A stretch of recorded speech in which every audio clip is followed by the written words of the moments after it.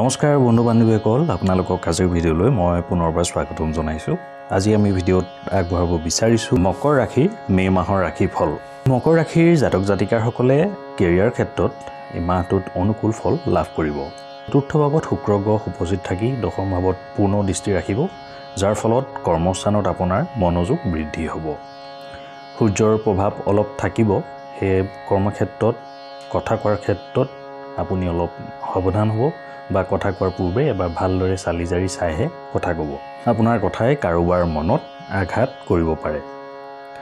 কৰ্মক্ষেত্ৰত সহকৰ্মীৰ পৰা আপুনি অলপ সাৱধান হৈ থকা উচিত হ'ব মাহটোত, কাৰণ বন্ধুৰ দৰে থাকিলেও আপোনাৰ ক্ষতি কৰাৰ বাবে চেষ্টা কৰিব পাৰে কিছুমান সহকৰ্মী, সকলোৱে নহয় কিছুমান সহকৰ্মী।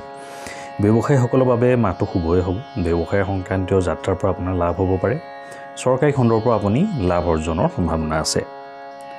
আৰ্থিক ক্ষেত্ৰত এই মাহটো অলপ স্বস্তিৰ নিশ্বাস স্বৰূপ হ'ব পাৰে, কিয়নো দ্বিতীয় ভাৱৰ স্বামী শনিদেৱ দ্বিতীয় ভাৱতে থাকিব, গোটেই মাহটোৱে থাকিব, যাৰ বাবে আপোনাৰ আৰ্থিক অৱস্থাৰ উন্নতি হোৱাৰ যথেষ্টখিনি সম্ভাৱনা আছে।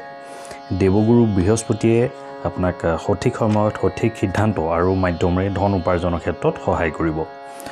মাহটোত ধন লাভৰ অত্যন্ত সম্ভাৱনা আছে। সেই অনুপাতে খৰচো হ'ব পাৰে, কিন্তু এই খৰচে আপোনাৰ পৰিয়ালৰ যিসকল সদস্য আছে তেওঁলোকৰ মুখত সুখৰ হাঁহি আনিব পাৰে, অৰ্থাৎ পৰিয়ালৰ বাবে আপোনাৰ খৰচা হ'ব পাৰে। ব্যৱসায়ৰ ক্ষেত্ৰত মাহটোৰ মাজভাগৰ পৰা আপুনি ভাল ফল লাভ কৰিব। লাহে লাহে ব্যৱসায় আপোনাৰ উন্নতি লাভ হ'ব। স্বাস্থ্যৰ ক্ষেত্ৰত তেনে কোনো বিশেষ অসুবিধা নাথাকিলেও ৰাহু মংগল আৰু বুধৰ জ্যোতিৰ বাবে ডিঙি বা কঁকালত কিছু সমস্যাই দেখা দিব পাৰে। সৰু সুৰা যাত্ৰা কৰোঁতে অকণমান সাৱধান হোৱাটো আপোনাৰ বাবে উচিত হ'ব।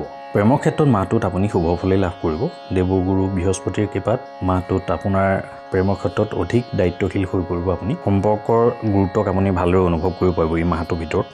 আৰু বিবাহিতসকলৰ বাবেও মাহটো শুভ হৈ থাকিব। তৃতীয় পক্ষৰ কথা শুনি ঘৰত সেই বিষয়ে আলোচনা নকৰিব, বা তৃতীয় পক্ষৰ কথাত আপুনি ইমান বিশেষ গুৰুত্ব নিদিব, তেতিয়া মাহটো আপোনাৰ সম্পূৰ্ণৰূপে ভালদৰে পাৰ হ'ব।